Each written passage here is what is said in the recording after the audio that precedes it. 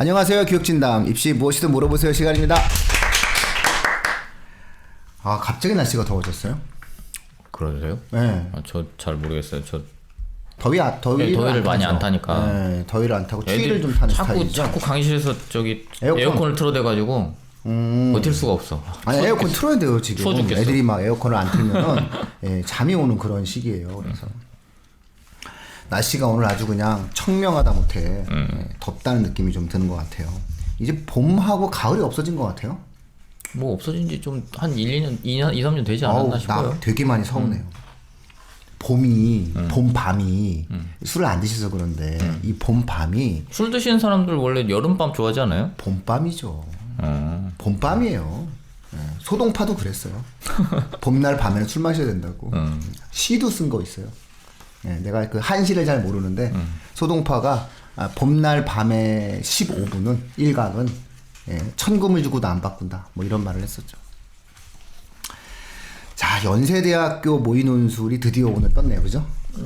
연세대학교 모의논술가 네. 이제 토요일 날에 어제 떴습니다. 금요일 날부터 시작됐나? 아마 네. 그랬던 것 같아요.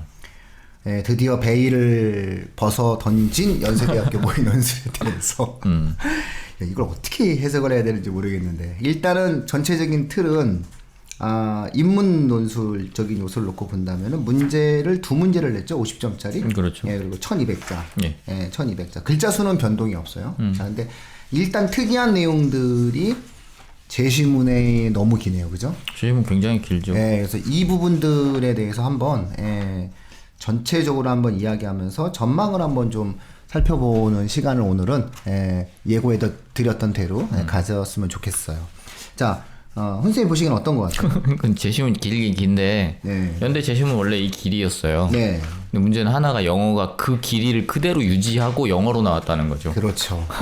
이런 이제 이게 영어가 이 정도로 길게 되면 사실 한국어 지문으로 따지면은 1.5배 지문 수준이잖아요. 예. 이 정도면은 학생들이 숨가쁠 것 같아요. 제시문 4개 중에서 그렇죠. 영어가 있는데 영어의 양이 이 정도면 한국어 그러니까 내용적으로 그러니까 논리적 단계와 어떤 논리의 연결성이 사실은 심층적으로 한 요소 자체가 더 있는 거잖아요. 그렇죠. 예, 글자 수 자체가 거의 1.5배가 늘어난 거니까 이러면은 이런 식으로 괴롭힌 것 같은데요. 근데 학생들한테 2000자 써라 이게 좀 더 편했을 것 같아요. 오히려 학생들은 한글을 주고 2000자를 쓰라고 했으면 그게 조금 더 쓰기는 편했을 거예요. 차라리 더 나았을 텐데 오히려 이런 식으로 만들면은 학생들이 더 어렵지 않았을까 싶은 어떤 느낌이 좀 들었어요. 그래서 저는 이제 걱정되는 게 이걸 딱 보고서 이제 제가 느낀 내용은 뭐냐면 저는 이제 연세대학교가 교육부의 눈치를 엄청나게 볼 것이다. 그렇기 때문에 제시문을 가지고 무언가 하기에는 좀 어려움이 있을 듯하다. 그렇기 때문에 오히려 학생들에게 책임을 전가할 가능성이 있다라고 예상을 했는데 저의 예상과는 다르게 교육부의 눈치를 우리 일단 이렇게 내겠다. 우린 이렇게 한번 내보겠다. 이거 교육과정 범위 내에 있다라고 주장을 하면서 일단은 영어 제시문의 길이도 이 정도의 어떤 상당한 길이를 냈어요. 그렇죠? 예. 거의 A4 한 장 분량으로 예, 냈어요. 한 페이지 정도가 들어가죠. A4 한 장을 제시문 하나로 냈어요. 제시문 나가 영어 제시문인데 영어 제일 길어. 이게 A4 한 장이에요, 청취자분들. 그 영어 A4 한 장은 이게 한국어 A4 한 장 반이거든요. 글자 수로 따지게 되면은 이렇게 되면 이게 거의 글자 수 개념으로 놓고 보면은 2,500자예요. 한국어 제시문으로 보면은 이게 거의 2,500자. 그러니까 제시문이 하나, 둘, 셋, 4개가 나왔는데 가나다라가 나왔는데 그 중에 영어 제시문만 2,500자 제시문을 냈어요. 그 다음에 이제 뭐 제시문 가도 있고, 그 다음에 수학은 아예 수학적 요소를 냈죠.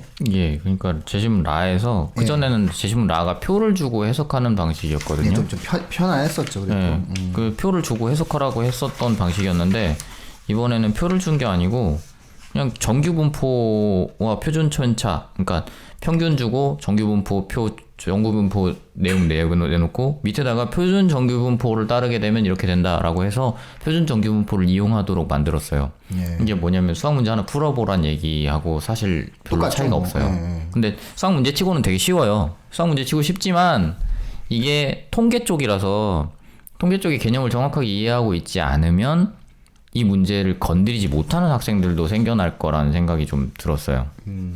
결국 국영수를 냈어요. 예, 국영수를 내놓고 근데 지문에서 국영수를 냈는데 문제 2번에 가서 사회탐구 문제를 냈습니다. 네.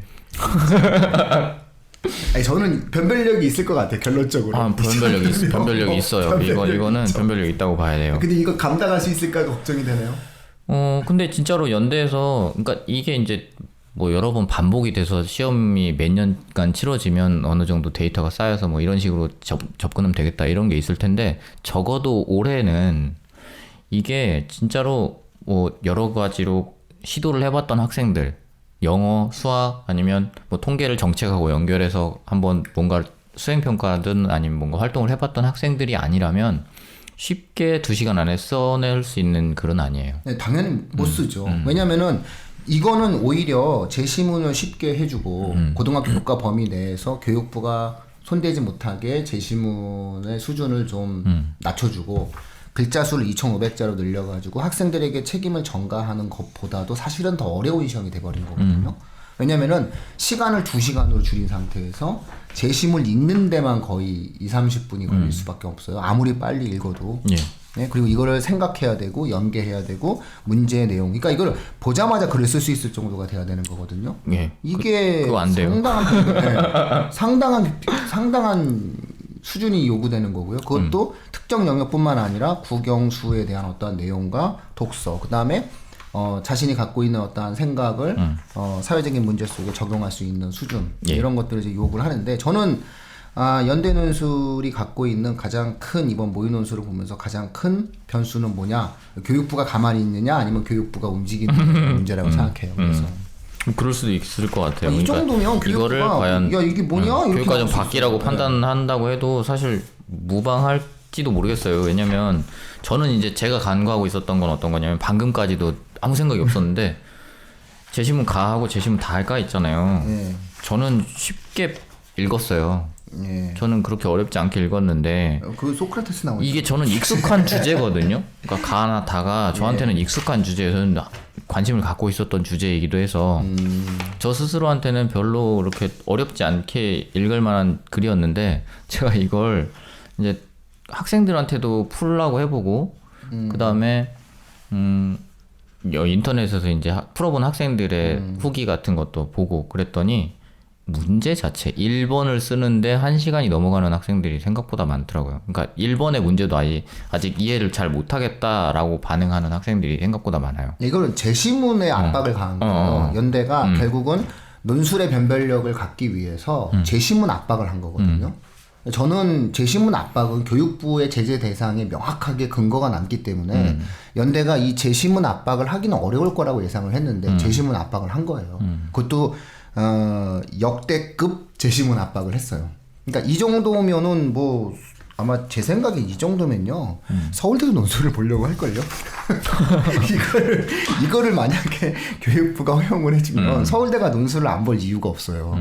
그렇잖아요. 이 정도의 제시문을 갖고 2시간 내에 글을 쓸 수 있는 애는 대한민국 어디에서도 다 원하죠. 그래서 제가 느끼는 문제는 이 제시문 수준의 연대의 모의논술은 분명히 학생들을 올바르게 뽑을 수 있을 정도의 문제를 냈죠. 이거를 쓰는 애는 그렇죠. 정말 우수한 아이예요. 이건 우수한 학생일 수밖에 없을 것 같아요. 우수한 학생일 수밖에 없고 당연히 이 논술을 통과하는 학생은 연세대학교 인문사회 쪽 어느 과에 가도 돼요. 맞아요. 예, 전혀 무리가 없어요. 그리고 아마 이런 애들, 이 논술을 통과한 애들은 로스쿨도 상당히 잘 갈 거예요. 그러니까 인재 맞아요. 인문사회에 인재 맞는데 이거를 교육부가 넘겨주겠냐라고 하는 게 저의 최대 걱정이네요. 예, 저는 진짜 솔직히 걱정이 됩니다. 이걸 보면서. 차라리 그냥 제시문이 쉽고 글자 수가 늘어나면 교육부는 건드릴 수는 없어요. 교육부는 불만스럽겠지만은 전체적인 교육제도의 흐름과 틀 속에서 우리가 글쓰기에 대한 어떤 흐름도 있고 제시문은 고등학교 교과서 체제 내에서 만들었으니 뭐 이런 부분들에 대해서 우리는 뭐 무리가 없습니다라고 얘기를 하고 그 속에서 뭐 예를 들어서 뭐 짧게 영어 제시문도 좀 짧게 하고 수학적인 원리도 만들었으면 모르겠는데 이거는 제시문의 길이 자체가 이거는 읽는데 걸리는 시간 자체가 너무 오래 걸리게 만들어 놨거든요. 그러면 이거 자체를 갖다 놓고 교육부가 어떻게 판단하느냐가 저는 제일 문제라고 생각을 해요. 그래서 저는 여기서 또 다시 교육부가 움직일 거냐 아니면은 교육부가 가만히 있을 거냐가 이번 연대 모의 논술에서의 어떤 최대치라고 생각을 하는 것 같아요. 근데 이것보다 제가 봤을 때는 전에 논술 시험이 더 쉬웠거든요. 좀 쉬웠죠. 예. 근데도 교육부 제재 대상이 됐잖아요. 근데 이걸 갖고 민다는 거는 이런 건 있어요. 그러니까 저는 이게 약간 연세대가 줄타기 하는 느낌이 좀 있는데 제시문 하나하나씩을 떼놓고 봤을 때 예. 그러니까 제시문 가만 놓고 보고 제시문 나만 놓고 보고 제시문 다만 놓고 라만 이렇게 봤을 때는 전부 다 아마도 그냥 교육과정으로 충실하게 이행했으면 하나하나씩을 읽어내는 데는 무리가 없을지도 모르겠다는 생각이 있어요. 근데 문제는 이걸 한꺼번에 엮기 시작하면 이제 거기서부터 멘붕이 오는데 그게 그런 부분에서 이제 연세대가 줄타기 하는 거 아닐까라는 생각인 거죠. 그러니까 제시문 각각은 교육과정 안으로 들어가는데 이걸 묶어놓으면 교육과정에서 가서 과연 이걸 소화할 수 있을까라는 생각이 들게 만드는 그런 지문. 네, 그리고 수학 같은 경우는 거의 하나, 둘, 셋, 넷, 다섯, 여섯, 일곱, 여덟 문제를 냈어요, 그냥. 많다. 네, 그냥 문제를 냈어요. 그래서 저는 이 사람 90분이던데? 네, 이거 시간 내 이걸 푼다라고 하는 거. 제가 그래서 보면서 느끼는 건데 뭐냐면은 아니 이렇게 하신다라고 하는 거는 누구나 원하는 바라고 저는 생각을 해요. 저는 연세대 실험, 논술의 실험이다라고 이야기했을 때 연세대는 자기 생각을 가지고 문제를 냈다 이번에. 그러니까 이거는 우리가 청취자분들께 명확히 말씀드릴 수 있을 것 같아요. 변별력 있는 문제를 내긴 냈어요. 확실하게 우리는 논술 그 자체만 갖고도 뽑을 수 있는 애들을 고를 만큼의 수준의 논술 시험을 내겠다고 얘기했고 그렇게 문제를 냈어요. 그러니까 확실히 연대 논술을 통과하는 아이들은 우수한 아이들이 맞아요. 특히나 이걸 갖다가 모의 논술을 갖다가 내년에 380명으로 줄이는 상황이면 이거 한 190명 정도인 거잖아요. 대한민국에서 이거를 풀 수 있는 애가 200명 안쪽에 들어가야 된다는 건데 연대 논술로 합격을 한다면은 그러면 저는 상당히 수준 있는 학생들 동시대의 동학년에 괜찮은 학생들이 분명히 뽑힐 거라는 생각은 해요. 다만 이제 제가 전제 조건으로 삼았던 것 2년 연속 논술로 교육부의 제재를 받은 학교가 논술의 제시문을 가지고 또 교육부에게 도전한 듯한 양상을 보인다라고 하는 것이 과연 가능하겠느냐라고 하는 것 속에서 아예 처음서부터 그 가능성을 배제하고 봤던 그 부분에 대해서 저의 예상과 다르게 연세대는 또 전보다 더 심한 문제를 냈어요. 근데 그런 생각도 들어요. 그러니까 이게 문제를 보고 이제 풀어보시면 조금 더 여러 선생님들이나 학부모님들이 풀어보시면은 이게 쉽게 쓸 수 있는 문제가 아니라는 거를 알 것 같은데 근데 이제 이런 거예요. 제가 갑자기 든 생각은 이걸 이 정도의 문제를 갖고 글을 잘 쓸 수 있는 애가 수시 납치의 가능성이 있는 연대 논술을 봐야 돼?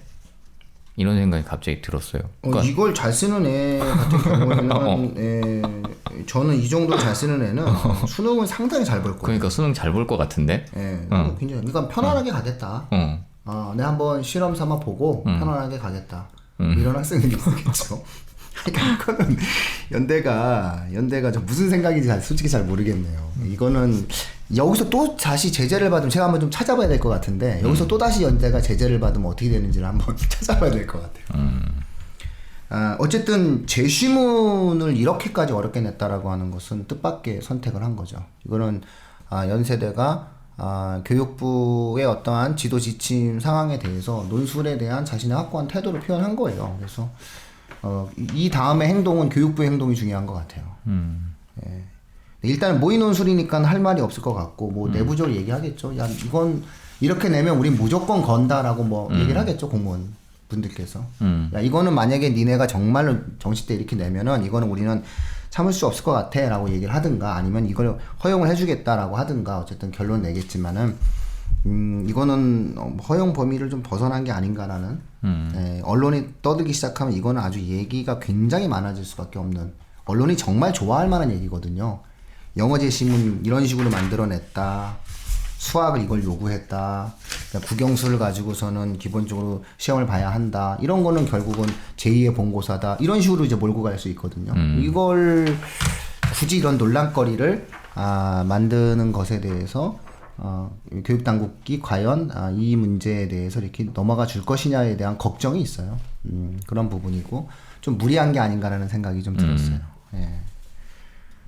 전혀 뜻밖이었어요. 요즘에 연세대학교가 보여주었던 친교육부 행보와는 전혀 상반된 행보를 한번 보인 듯한 그래서 마치 그 미중 간의 무역 분쟁이 해결될 것처럼 얘기하다가 지금 막 확 그냥 다시 도로 뒤집어지고 전보다 더 심해졌잖아요. 예, 그런 것처럼 그런 느낌으로 좀 이렇게 다가오는 상황이었어요. 일단은 영어 못하면 일단 안 되겠는데요, 이거는. 제가 예전에 얘기했었던 거 논술에서 영어는 그렇게 큰 변별이 아닙니다라고 얘기했는데 이거를 무색하게 만들어요. 아니 이거는 A4 한 장은 불가능해요. 이거 영어 못하는 애들은 이게 안 되는 거예요, 논술로. 왜냐면 A4 한 장인데 이게 영어 제시문 A4 한 장은 하나의 논지가 처음부터 끝까지 이어지는 거잖아요. 이것이 쭉 연결되어지는 영어 제시문은 영어를 굉장히 잘해야 돼요. 영어를 굉장히 잘해야 빠른 시간 내에 이제 읽게 되는 거거든요. 여기서 가장 중요한 문제는 뭐냐면은 2시간 내에 이걸 해야 된다는 거예요. 그렇죠. 거꾸로. 시간이 2시간이라는 거. 네. 제시문을 이렇게 어렵게 만들고 오히려 시간을 줄인 것은 사실은 학생들에게도 굉장한 부담을 주는 시험으로 만들어버린 거거든요. 그래서 제시문의 압박을 통해서 만들어내는 정해진 시간, 오히려 적은 시간이 오히려 문제가 될 수 있는 부분이죠. 100대는 안 되겠는데? 100대 1 불가능해요. 이렇게 됐을 때는 뭐 100대 1은 저는 가능하지 않다고 봐요. 이거 지금 두 가지 가능성이 있는 거죠. 그리고 수리논술이라든가 이런 쪽도 마찬가지예요. 의뢰도 없는 상태에서 그 자연계 최상위 학생들이 연대 논술을 봐야 될 이유가 있겠냐라고 하는 거죠. 그런 상황이기 때문에 이미 자연계는 의대가 논술을 전형해서 배제가 되면서 100대 1이 되지 않는다라고 대부분 보죠. 예, 근데 이제 인문계도 이 정도면은 이걸 해결할 수 있는 학생들이 되게 원래 연대를 좋아하고 그다음에 뭐 최상위 학생들 중에서 연대를 가고자 하는 니즈를 갖고 있는 학생들이 이제 일단은 한번 시험을 보는 정도. 그렇다면은 한번 찔러보는 학생이라든가 아니면은 뭔가 이렇게 도전 이런 느낌의 학생들은 좀 많이 어려운 시험이 되겠죠. 일단 시험 자체가 이 정도면은 차단당해요. 영어 제시문 이렇게 딱 읽는 순간 끝날 거예요. 저는 아니군요. 나가고 그 다음에 이제 제시문 나에서 수학 정규부 딱 보면서 예. 그래서 지금 이렇게 되겠죠. 그리고 이거 좀 해결할 수 있다 하더라도 이거를 갖다가 시간 내에 한번 딱 써보면은 아마 제 예상에는 실제 학생들이 문제 1번과 문제 2번을 쓰는 과정에서 아마 문제 1번 쓰면 종칠 거예요. 2시간. 아니, 지금 2시간 동안 문제 1번도 못 쓴 애들 되게 많아요. 네. 2번은 그리고 2번. 경험도 해야 돼. 네, 맞아. 2번은 심지어 이번은 그 거의 행정고시 정도 문제예요. 이번 문제는 진짜 이게 너무 저는 이번 문제는 좀 심했다고 생각해요. 이번 문제가 두 경우가 서울시 대책에 어떤 다른 영향을 미칠지 설명하시오. 저는 이게 이렇게 문제 내줄 거면 이거는 2000자 써야 돼요. 그렇죠. 이게 제가 웃긴 게 뭐냐면 아니 문제는 2500자, 3000자 문제를 내놓고 글자 수를 1200자로 해서 오히려 시간을 2시간밖에 안 주면 이러면 그 학생들한테 뭘 하는 게 더 어려워요. 이거를 2-1, 2-2를 합쳐서 1200자로 쓰라는 얘기는 이거 수학적으로 접근하라는 얘기거든요. 네. 근데 수학적으로 접근하는 거는 정말 수학의 개념에, 그러니까 정규분포, 표준 정규분포에 대해서 정확하게 알고 있는 학생들은 수학적으로 접근하는 게 조금 더 쉬울 수는 있어요. 근데 이게 문제가 뭐냐면 이제 보시면 나중에 이제 통계를 조금 더 잘하시는 분들이 이렇게 정확하게 보시면 아시겠지만 이게 하나로 답이 떨어지는 어떤 문항이 아니거든요. 양쪽을 다 설명을 할 수 있어요. 그러다 보니까 가능성을 계속 따지면서 서술을 해야 되는데 이게 과연 1200자인데 밑에 거에 분량이 있으니까 적어도 600-700자 안에서 해결을 해야 된다는 건데 이게 글 쓰다 끝날 것 같은데? 저는 그 행정고시를 많이 좀 보게 하기 위해서 논술 전형으로 들어온 애들은 4년 후에 행시를 좀 봤으면 좋겠다는 연세대학교의 뜻이 아닌가. 이걸 통과하는 애들은 웬만하면 붙을 거예요, 행정고시를. 그래서 저는 이제 이거 그때 금요일날 나왔을 때 출력을 해서 저도 한번 풀었어요. 예. 그러니까 1200자를 써고 그러지 마시라니까. 1번, 2번 다 썼는데 어렵더라고. 그러니까 막 시간 안에 막 어떻게 막 진짜 나 시간 맞춰가면서 막 풀어가지고 시간 안에 어떻게 끝내긴 했어. 근데 끝냈는데 이걸 내가 글이라고 쓴 건가 이런 생각이.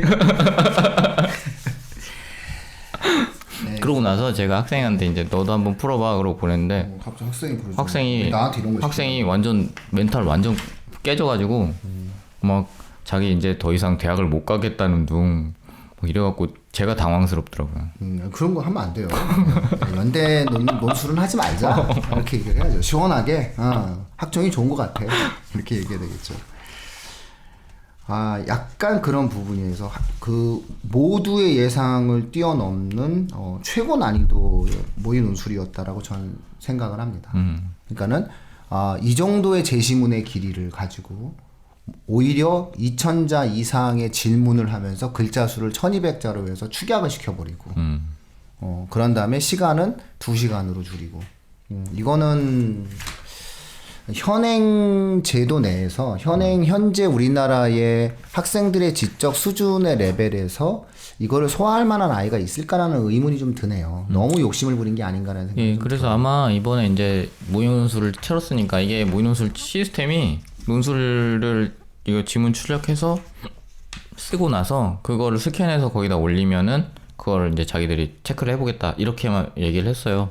그런 학생들이 몇 명이 있을지 전 잘 모르겠지만 이게 실제 시험도 아니고 모의 논술인데 이렇게 쓰기 어렵게 만들어 놨을 때 거기다 학생들이 얼마나 올릴까라는 생각이 일단 들고 그게 이제 답안 올라오는 숫자가 조금 줄어들 거라는 예상을 할 수 있는데 그러면 연대에서 이거보다 난이도를 낮춰서 다음번에 출제를 할 수밖에 없겠다는 생각도 있어요. 그러니까 둘 중에 하나를 포기를 해야 돼요. 그러니까 제시문의 난이도를 낮추든 아니면은 그 문제의 어떠한 그 질문을 좀 단순화시키든 이런 둘 중에 하나는 해줘야 돼요. 그러니까 제시문을 가지고 난이도를 높였으면은 문제의 질문은 좀 명료하게 만들어주면서 그런 과정들 속에 학생이 좀 쓸 수 있게끔 만들어줘야 되는데 둘 다 한 거예요, 둘 다. 제시문은 엄청나게 그 학생들에게 부담을 최대한 그러니까 학생들이 부담을 느낄 수 있을 만한 아주 디테일한 부담을 느끼는 거거든요. 거듭 말씀드리지만 이게 영어 제시문이 나온 게 중요한 게 아니라 영어 제시문이 길이의 문제예요. 이게 저는 사실은 이제 글의 길이에 대해서 되게 민감한 편이거든요. 예, 왜냐하면 이 글은 읽다 보면 생각의 논리적 단계에서 뇌에 남지가 않아요. 시험을 보러 간 학생들 이러면 되게 어려운 거예요. 이거는 학생들이 느끼는 체감적인 어려움이라고 하는 것은 상상을 초월할 거예요. 거기다가 수학적인 부분이 있어서 제시문은 연대가 낼 수 있는 최대한 어려운 요구를 냈어요.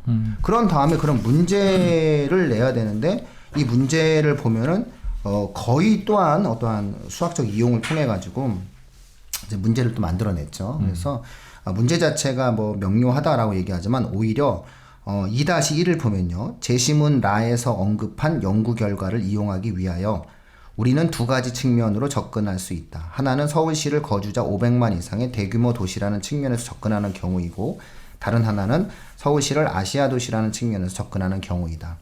이 두 경우가 서울시 대책에 어떻게 다른 영향을 미칠지 설명하셔. 요거를 600자 정도로 써야 되거든요. 그렇죠.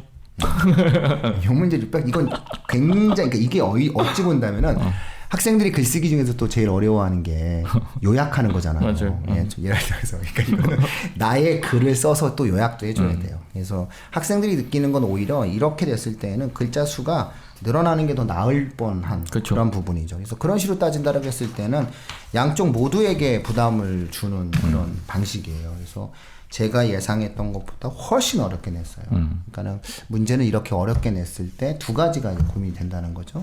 교육 당국의 태도. 그 다음에 또 하나는 과연 이것을 해결할 만한 학생들이 얼마만큼이나 시장 내에서 연대 논술에 대해서 반응할 것이냐. 그렇죠. 예, 이런 어떠한 두 가지에 대한 고민을 하게끔 만드는 거죠. 그래서 마음속으로는 내신이 안 좋은 자사고 학생들을 원하는 게 아닌가. 그럴 수도 국문과 있어요. 학생들을 원하는 게 아닌가.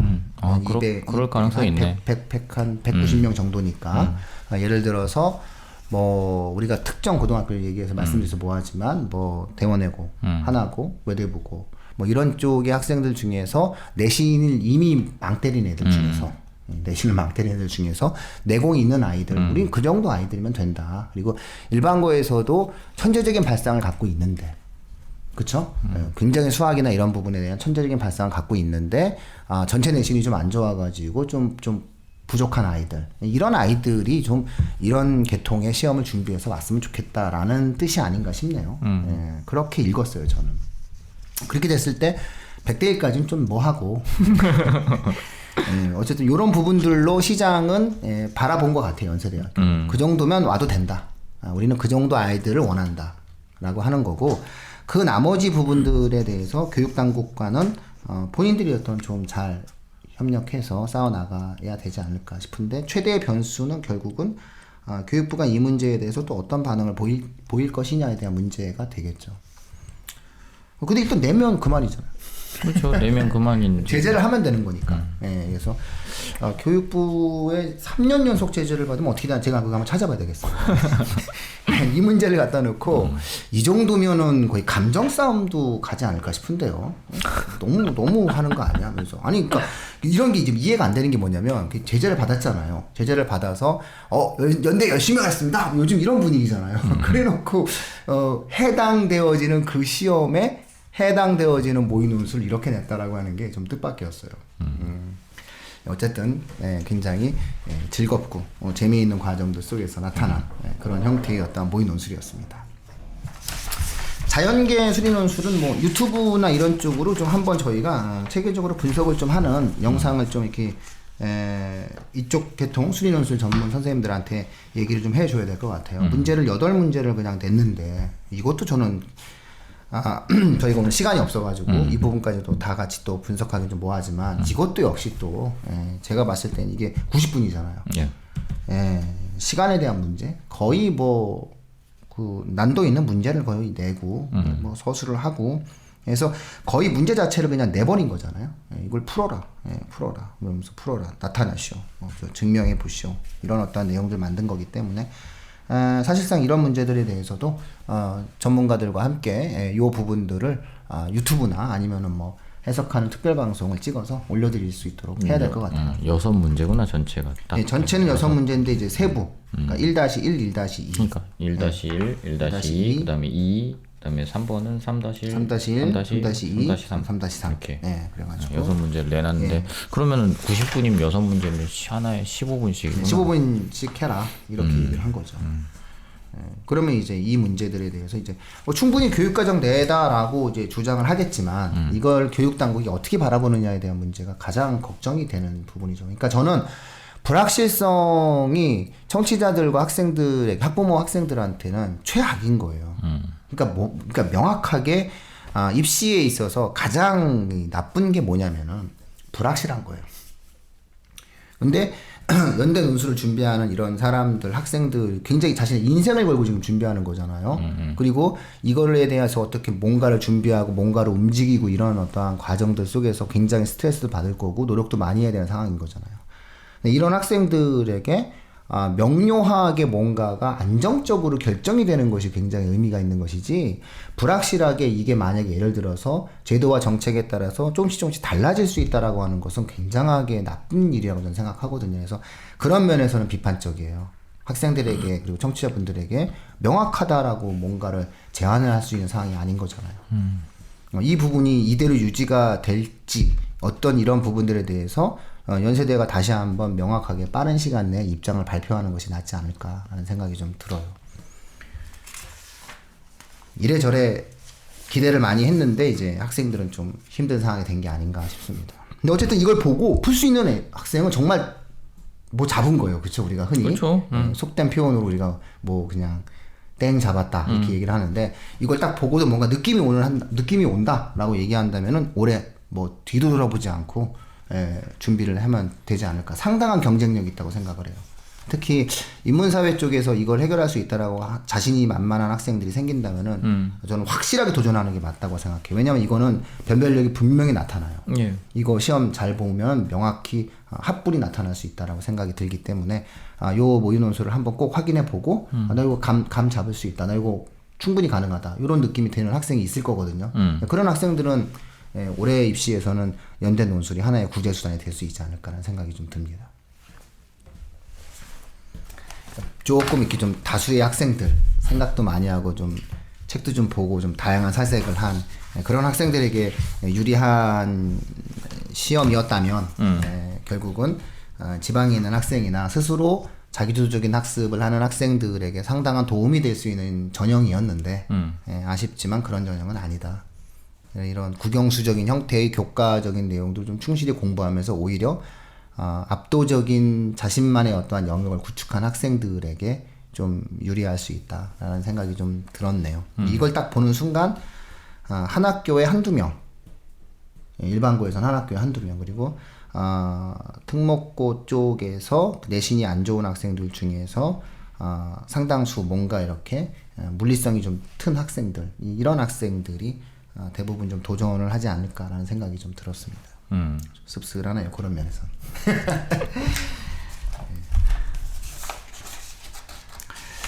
자, 나머지 부분들에 대해서 뭐 마지막으로 뭐 또 예, 뭐 원래 완쌤이 뭔가 말씀을 좀 해주셨으면 좋겠는데 완쌤이 오늘 바쁘셔가지고. 네네네. 예. 근데 지금 그때 저희가 그 댓글로 예전에 상담을 하시려고 했던 분이 계셨어요. 트윈스 9292님이 그분이셨는데 이분이 이제 아마 오셔서 원래는 전화로 그때 전화를 해서 이제 상담을 해보겠다 이렇게 말씀하셨던 분인데 시간이 안 되셨던 것 같아요. 그래서 위에다 올리셨어요. 여기다가. 그래서 고2인데 고3 선택 과목 조사 기간이시라고. 네, 기계공학하고 전자공학 계열 희망하고 계시고. 그렇죠. 예. 현재 물원, 화원, 지구과학원 이렇게 수강 중인데 수능은 물리, 지구과학 선택하려고 하신다고 그러는데 고3 때 물투, 화투 선택을 하려고 했다가 이번에 시험 보고 나니까 물투, 고급물리, 그러니까 화학이 조금 어려웠던 모양이에요. 그래서 물리를 하는 쪽이 좋겠나 하는 생각이 드는데 공대 지망할 때 화투 안 하는 게 좀 불리한 건 아닐까라고 해서 일단 고민이다 그게 있고 그 다음에 고급물리 과목이라는 게 어떤 식으로 전개되는 건지 잘 모르겠다. 그래서 이제 여기다가 올려주신 것 같아요. 요거는 그때 그 댓글을 달았어요, 제가 이번에. 그 중계동 설명회 때문에 안 올려져 있어가지고 7시에 달았습니다. 근데 이제 요거를 보면서 이제 그 바로 글을 쓸까 하다가 이제 말을 좀 해야 되겠다 이런 생각이 좀 들었던 요소인 것 같아요. 이게 하지 마라 하라라고는 말을 할 수 없는 상황이에요.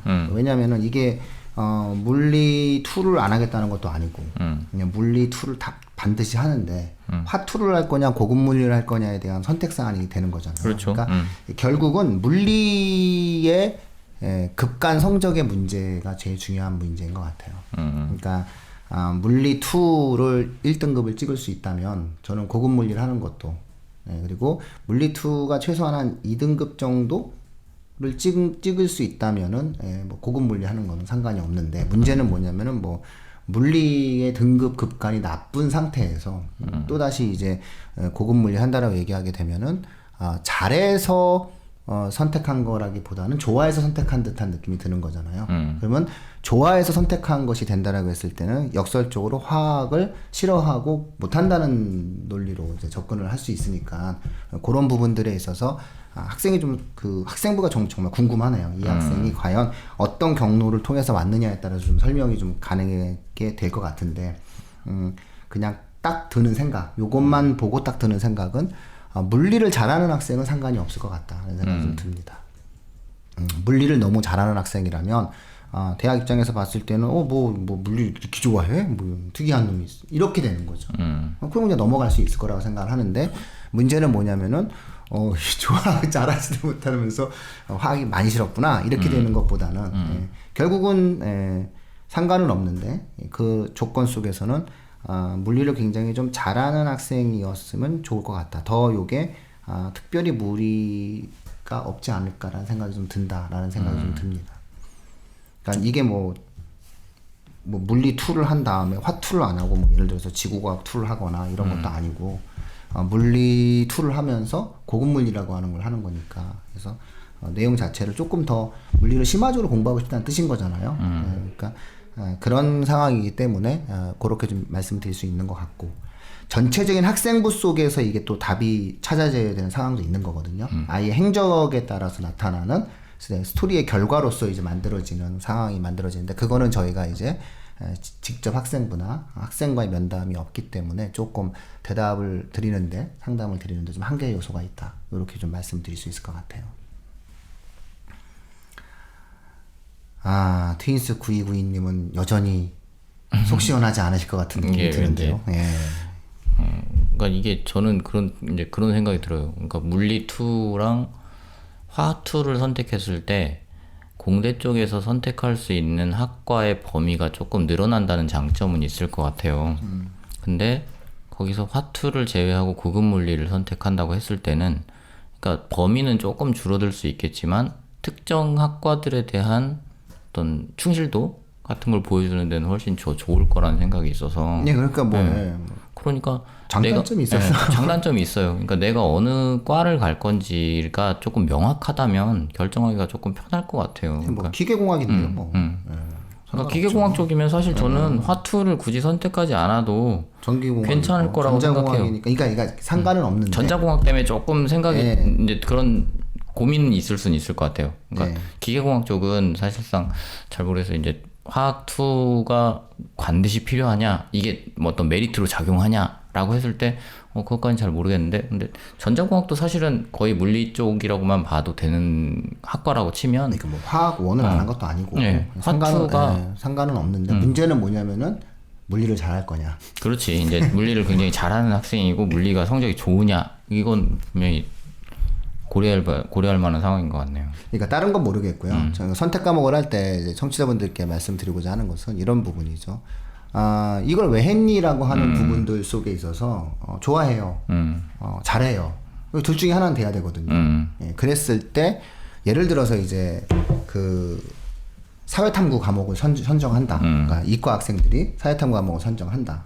저희가 이제 방송의 사회적 책임을 좀 느끼게 되는 게 저희가 무슨 생활과 윤리와 사상의 전도사들도 아닌데 저희 그냥 그런 건데 그날 무슨 꽂혀가지고 무슨 얘기를 했는데 아니 무슨 의대를 가는데 윤리와 사상을 하는 것이 거의 상식인 것처럼 좀 또 이렇게 또 퍼져 나가고 있나 봐요. 또 저희가 그래서 사회적 책임을 좀 느끼면서 저희가 살아야 될 것 같아요. 그런데 사실은 이제 오늘도 상담을 하면서 느꼈는데 학생한테 제가 뭐라고 얘기했냐면 네 좋은 거 해 그랬거든요. 제가 네가 정말로 좋아하고 흥미로운 걸 해. 너의 컨셉은 그게 맞아라고 얘기를 했거든요. 그러니까 그런 부분들 속에서 좀 이렇게 즐거울 수 있어야 되는 거거든요. 즐거울 수 있다는 것은 아무래도 잘해야지 즐겁잖아요. 그렇죠. 그러니까 그런 어떠한 측면이 일단은 중요한 원칙으로 한번 선택 과목을 할 때 생각을 해보실 필요가 있을 것 같아요. 예, 그리고 자소서 쓰는 것도 고민을 하셔야 돼요. 그러니까 자소서 쓸 때 과목 선택의 이유를 어쨌든 언급할 수 있거든요.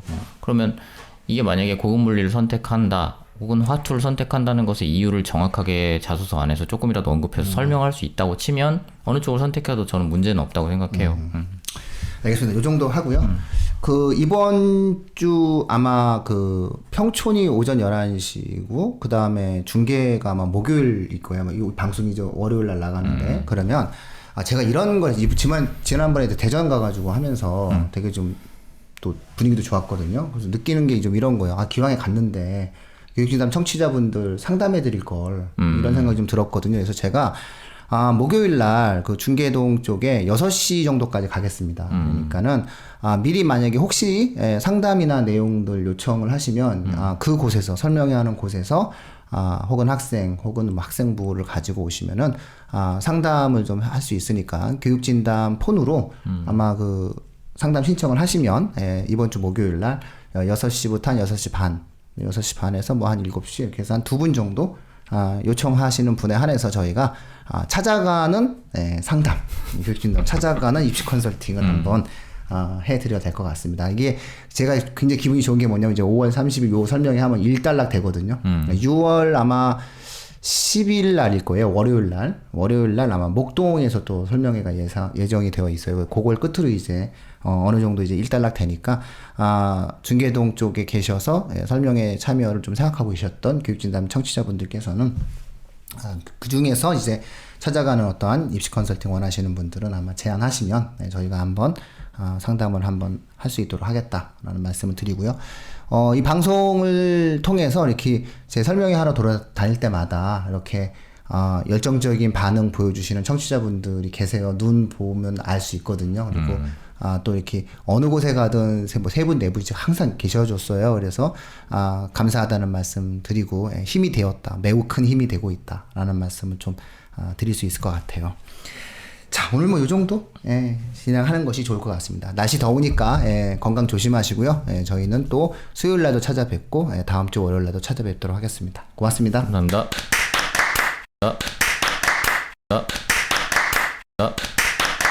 자.